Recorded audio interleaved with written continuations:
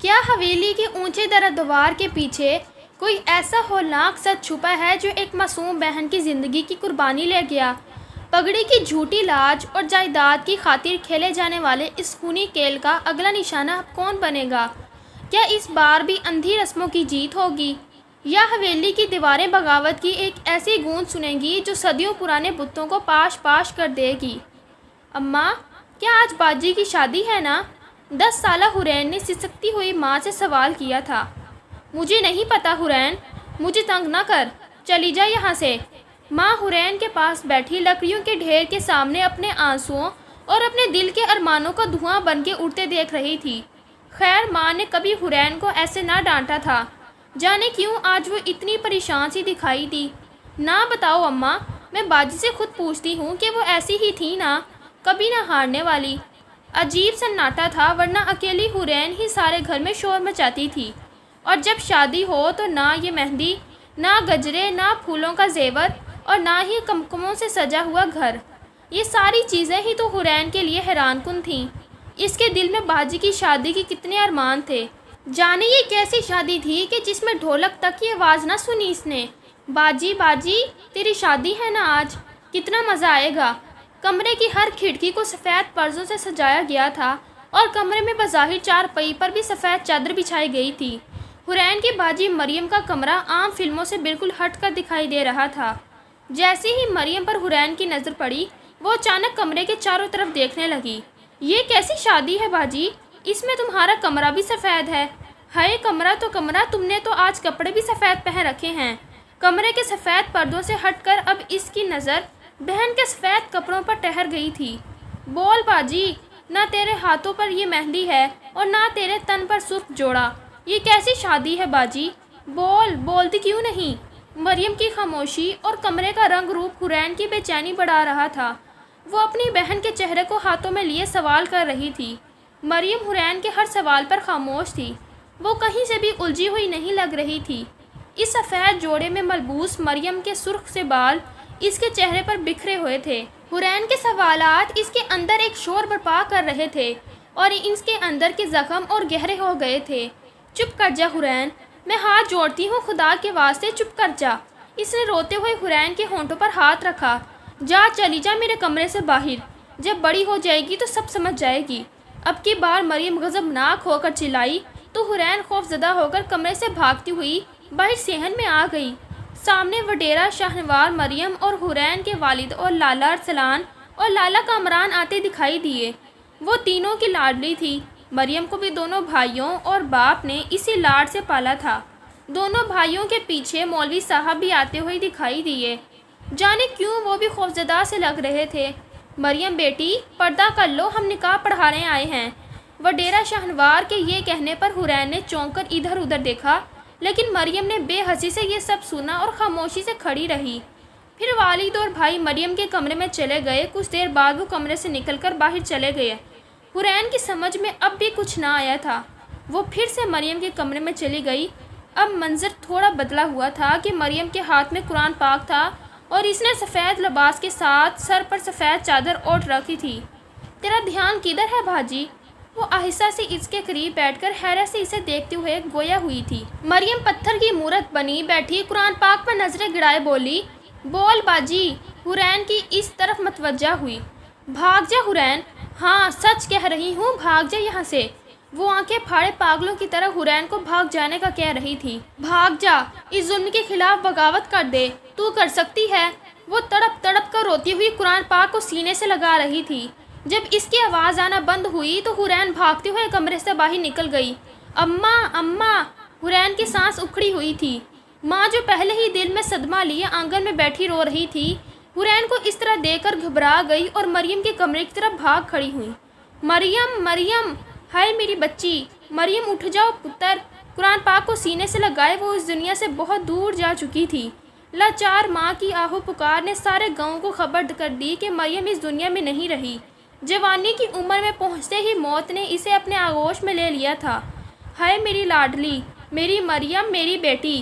اس بیچاری ماں کے بین تو کسی بھی پتھر کو موم کر دیتے، پر نہ جانے یہ باپ اور بھائی کیسے انسان تھے جو نہ روئے اور نہ ہی غمگین ہوئے۔ لالا باجی کو کیا ہوا ہے؟ کیا وہ مر گئی ہے لالا؟ حورین نے بڑے بھائی سے معصومیت سے پوچھا تھا۔ نہ میرے پتر، ایسا نہیں کہتے۔ مریم بیٹی نے تو میرا اور بابا کا سر فخر سے اونچا کر دیا ہے۔ مری نہیں ہے، وہ جنت میں گئی ہے، سیدھی جنت میں۔ لالا ارسلان نے محبت سے حورین کو سمجھایا تھا۔ جنت میں؟ حورین نے سفید کفن میں لپٹی بہن کو غور سے دیکھا اور ننھے سے دماغ پر زور دیتے ہوئے سوچتی رہی کہ آخر ماں کو بیٹی کی جنت جانے کی خوشی کیوں نہیں ہوئی ہے۔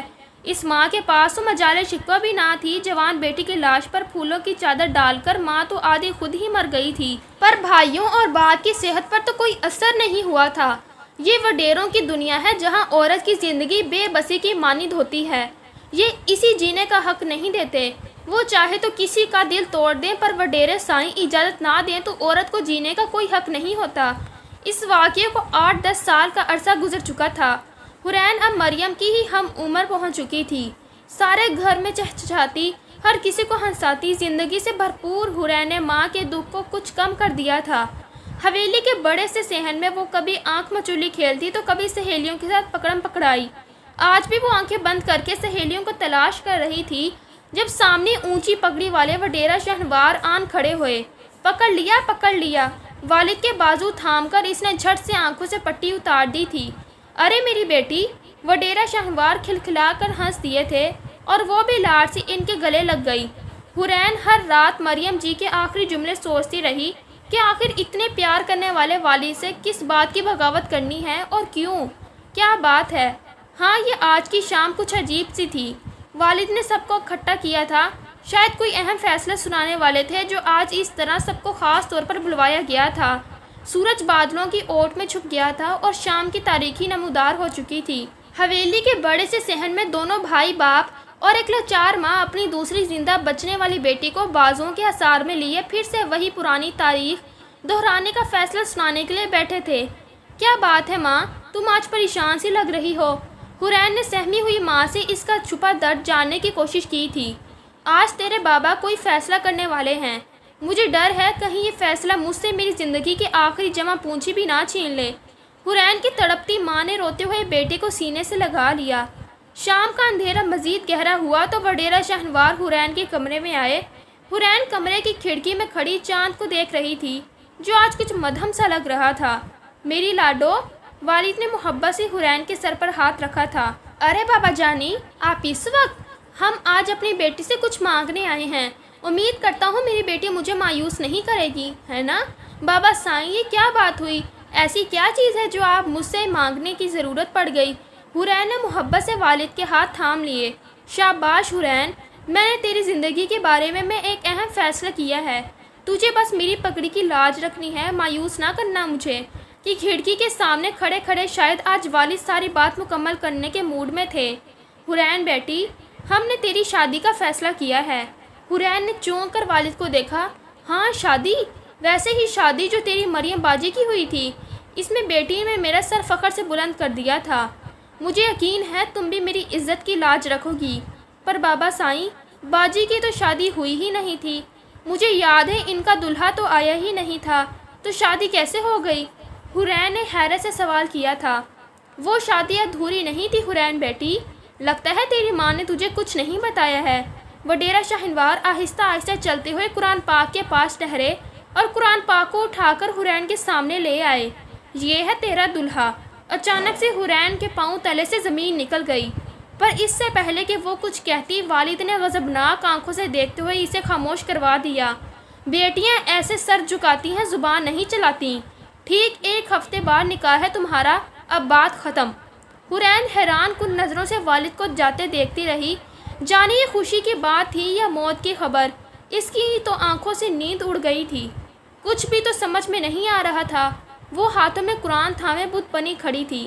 قرآن سے شادی کیسے؟ ایسا کیسے ہو سکتا ہے؟ کیسے مان لوں بابا کی بات؟ یہ ناممکن ہے، مجھے نہیں رہنا اس قید خانے میں۔ بابا تو مجھ سے اتنا پیار کرتے تھے، پھر یہ کیا؟ وہ خود سے ہی بہت سے سوال کر رہی تھی۔ میں مریم باجی نہیں ہوں۔ یہ پاک کلام پڑھ کر عمل کرنے کے لیے ہے۔ یہ ایک ہدایت کی کتاب ہے۔ اس نے قرآن پاک کو تعظیم سے چوم کر اونچی جگہ پر رکھ دیا۔ صبح کا سورج طلوع ہوا تھا، پر ایک ماں کی زندگی غروب کر گیا تھا۔ ماں سے اپنی دوسری بیٹی کے ساتھ بھی اسی ظلم کا فیصلہ برداشت نہ ہوا تھا، اس لیے وہ تمام مصیبتوں سے جان چھڑوا کر خاموشی سے اس دنیا سے رخصت ہو گئی۔ ملنے جلنے والے ہر شخص بت بنی حورین سے افسوس کر رہے تھے، مگر اس کی آنکھ سے نہ کوئی اشک ٹپکا اور نہ اس کی زبان سے کوئی لفظ ادا ہوا۔ بابا سائیں، اس کی زبان سے یہ لفظ بڑی مشکل سے ادا ہوا تھا، کیا اب بھی میری شادی قرآن سے ہوگی؟ اس نے ماں کے جنازے کو دیکھتے ہوئے باپ سے سوال کیا تھا۔ ہاں دہرانی، یہ ہم تینوں مردوں کی پگڑی کا سوال ہے۔ مجھے یقین ہے تو ہمیں مایوس نہیں کرے گی، ہے نا؟ وڈیرا شہنوار اپنے فیصلے پر قائم تھے۔ حورین خاموش بیٹھی ماں کے جنازے کو دیکھتی رہی۔ میری ماں بھی کمزور تھی اور میری بہن بھی، تو کیا میں بھی مر جاؤں انہی کی طرح؟ کیوں؟ میرے اللہ نے اور میرے دین اسلام نے تو میرے بارے میں ایسا کوئی حکم نہیں دیا۔ بابا اور لالا کی پکڑیاں کیا ہم ماں بیٹیوں کے جنازوں سے اونچی رہیں گی؟ نہیں، ہرگز نہیں۔ میں جانتی ہوں میرا رب میرے لیے کوئی نہ کوئی حل ضرور نکالے گا۔ میں اس طرح اپنے ہاتھ نہیں بندھے دوں گی۔ میں اس رسم سے اور اپنے بابا کے فیصلے سے بغاوت کروں گی۔ اگر مرنا لکھا ہے تو ان سے لڑ کر مروں گی، ایسے نہیں۔ اس کے اندر بغاوت کی آگ بھڑک اٹھی تھی۔ بغاوت، مریم کا آخری جملہ آج اس کی سمجھ میں آ گیا تھا کہ ایک شام تاریخی لیے نمودار ہوئی تھی۔ بابا جانی بڑے پیار سے حورین کے لیے سفید سوٹ لائے تھے۔ اس کے کمرے کو بھی بالکل ایسے ہی سجایا گیا جیسے کبھی مریم کا کمرہ سجایا گیا تھا۔ کب تک تیار ہو جائے گی ہماری بیٹی؟ والد نے بڑے لاڈ سے اس کے سر پر ہاتھ رکھ کر پوچھا۔ بس 2 گھنٹے بابا، حورین نے آہستہ آواز میں کہا تھا۔ ٹھیک ہے میری لاڈو، اب ہم چلتے ہیں، تو تیار ہو جا بیٹی، انہوں نے کہا اور مزید بولے، آج کے بعد اب تو بس اسی کمرے میں رہنا کرنا، تمہارے لیے نوکروں کا انتظام میں کر دوں گا۔ یہ وہ لالا ارسلان کہہ رہے تھے جن کی وہ سگی بہن تھی۔ حورین نے خاموش رہنے پر اکتفا کیا۔ رات نے سیاہ کڑے اندھیرے کے پر پھیلائے تو وہ سناٹے کے ترانوں کی دھن کے ساتھ پھیل گئی تھی۔ اس کے اندر کے زخموں سے خون بری طرح رس رہا تھا، وہ اندر سے ٹوٹ سی گئی تھی۔ رات کے سناٹے میں بھی اس کے اندر عجیب شور برپا تھا۔ ایک عورت، ایک بہن، ایک ماں اور ایک بیٹے کی بساط صرف اتنی ہے کہ وہ بس گھر کی 4 دیواری میں قید ہو کر رہ جائے۔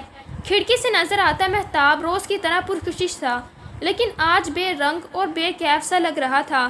ایک فیصلہ کر کے وہ سکون سی اٹھی اور دبے پاؤں کمرے سے باہر کی طرف قدم بڑھا دیے۔ اسے گھر سے نکلے 2 گھنٹے گزر چکے تھے۔ وہ پولیس اسٹیشن کی چوکی کے عین سامنے کھڑی تھی۔ میری مدد کریں، وہ یہاں تک آئی تو اس کا سانس لینا محال ہو رہا تھا۔ ادھر حویلی میں وڈیرا شہنوار نے کمرے کے باہر سے آواز لگائی تھی۔ حورین بیٹی، ٹھیک ہے چلو، مولوی صاحب آ گئے ہیں، پردہ کر لو، چلیے اندر چلے مولوی صاحب۔ لیکن حورین کے کمرے کا منظر سب کے لیے حیران کن تھا۔ وہ کمرے میں موجود نہ تھی، البتہ قرآن پاک کے برابر میں ایک خط چھوڑ گئی تھی۔ بابا سائیں، جسے آپ میرا شوہر بنانا چاہتے ہیں وہ میرے نبی پاک صلی اللہ علیہ وآلہ وسلم پر نازل ہونے والا پاک کلام ہے، جس میں عورت کے بہت سے حقوق لکھے ہیں۔ مجھے بہت ہی افسوس ہے کہ آپ نے اور لالا نے قرآن پاک کو پڑھ تو لیا مگر اسے سمجھ نہ سکے اور اپنی جاہلانہ رسموں اور اپنی جائیداد بچانے کے لیے اسے میرا شوہر بنا دینے کا سوچ لیا۔ حالانکہ جائیداد میں میرا حصہ شرعی طور پر موجود ہے اور وہ بھی اسی قرآن میں لکھا ہے، مگر مجھے آپ کی جائیداد میں کوئی حصہ نہیں چاہیے۔ میں نے سب معاف کیا اور مجھے سمجھ لیجئے کہ باجی اور ماں کی طرح آج میں بھی دفن ہو گئی، لیکن میں آپ کے کھوکھلے اصولوں سے بغاوت کرتی ہوں۔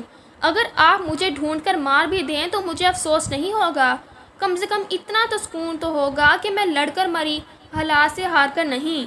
میں آج کی عورت ہوں بابا سائیں، کمزور اور لاچار نہیں۔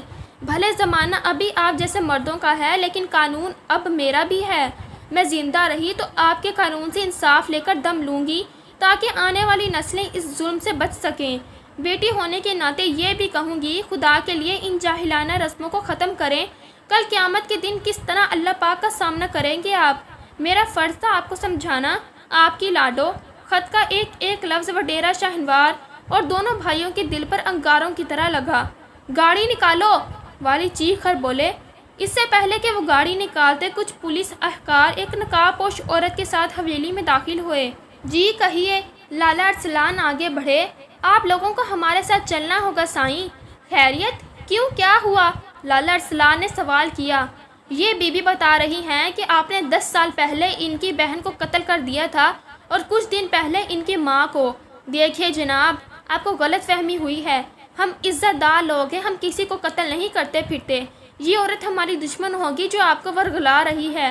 بہتر یہی ہے کہ آپ اس عورت کو ہمارے حوالے کر دیں، یہ ہمارا ذاتی مسئلہ ہے۔ وڈیرا شاہنوار گرا کر بولا، آپ زندگیوں کے نہیں موت کے فیصلے کرتے ہیں بابا سائیں۔ سامنے کھڑی نقاب پوش عورت نے نقاب الٹ دیا۔ وہ کوئی اور نہیں بلکہ ان کی بیٹی حورین کھڑی تھی، ایک مضبوط عورت جو اپنے اور آنے والی نسل کے جائز حقوق کے لیے کمر کس کر اٹھ کھڑی ہوئی تھی۔ میں تجھے زندہ نہیں چھوڑوں گا جاہل لڑکی۔ لالا ارسلان بندوق تانے کھڑے تھے۔ اس سے پہلے کہ وہ کوئی قدم اٹھاتے ایک پولیس افسر آگے بڑھا اور ان سے بندوق چھین لی۔ حورین اپنے بھائی سے مخاطب ہو کر بولی، میں 10 سال پرانی مریم نہیں ہوں لالا، مجھے میرے حقوق پتہ ہیں۔ میری دعا ہے تمہاری پہلی اولاد بیٹی ہو اور جب وہ جوان ہو تو تم اس کا نکاح بھی ویسے ہی قرآن سے کرو جیسے میری بہن کا کیا تھا۔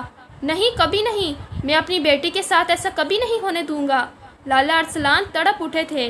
دیکھا بابا سائیں، یہ اپنی بیٹی کے لیے ایسا کبھی نہیں ہونے دیں گے، مگر افسوس، سدا افسوس کہ آپ نے اپنی بیٹوں کی جائیداد کی خاطر اپنی بیٹیوں کو قربان کر دیا۔